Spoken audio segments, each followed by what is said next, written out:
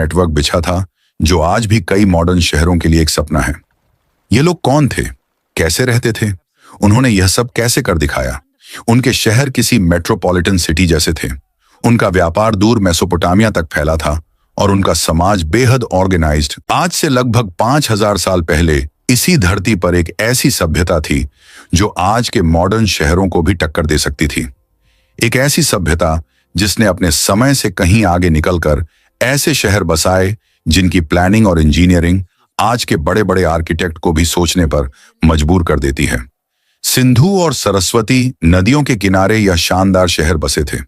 सीधी सड़कें, 2-3 मंजिला घर और एक ऐसी शानदार ड्रेनेज सिस्टम जिसे बनाने के लिए हम आज भी संघर्ष करते हैं।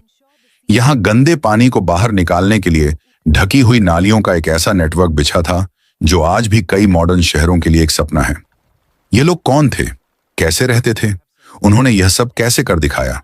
उनके शहर किसी मेट्रोपॉलिटन सिटी जैसे थे। उनका व्यापार दूर मेसोपोटामिया तक फैला था और उनका समाज बेहद ऑर्गेनाइज्ड और शांतिप्रिय लगता था। लेकिन फिर अचानक सब कुछ शांत हो गया।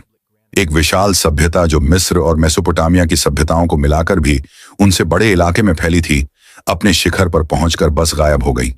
ना युद्ध के कोई बड़े निशान, ना राजा महाराजाओं के आलीशान महल या मकबरे, और ना ही कोई ऐसी किताब जो उनकी कहानी बता सके।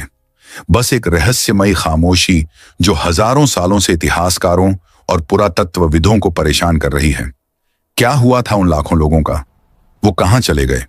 क्या यह किसी भयानक बाढ़ या सूखे का नतीजा था, किसी महामारी का कहर था, या फिर कोई ऐसा गहरा राज है जो आज तक दुनिया से छिपा हुआ है?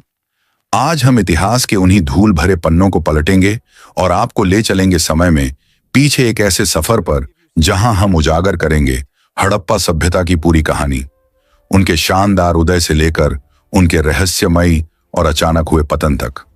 अगर आप रहस्यों के शौकीन हैं और भारत के गौरवशाली अतीत की इस सबसे बड़ी पहेली को सुलझाना चाहते हैं तो हमारे साथ बने रहिए, क्योंकि सच्चाई आपके होश उड़ा देगी। आगे बढ़ने से पहले आपसे एक छोटी सी अपील है।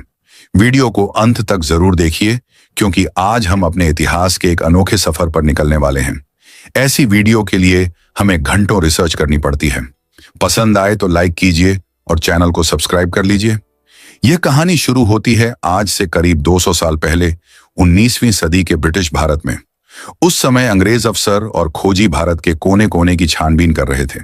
साल 1826 के आसपास एक ब्रिटिश खोजी चार्ल्स मेसन पंजाब के साहिवाल जिले के पास से गुजर रहे थे।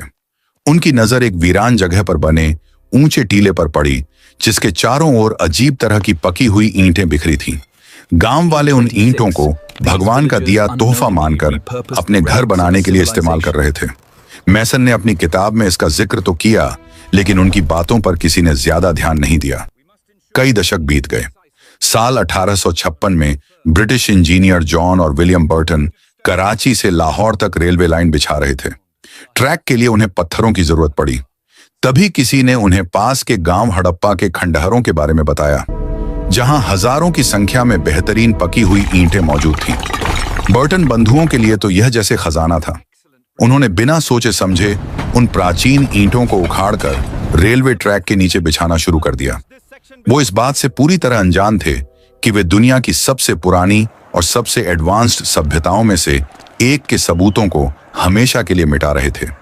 इस घटना के बाद भारतीय पुरातत्व सर्वेक्षण के पहले डायरेक्टर जनरल अलेक्जेंडर कनिंघम ने 1850 और 1870 के दशक में कई बार इस जगह का दौरा किया।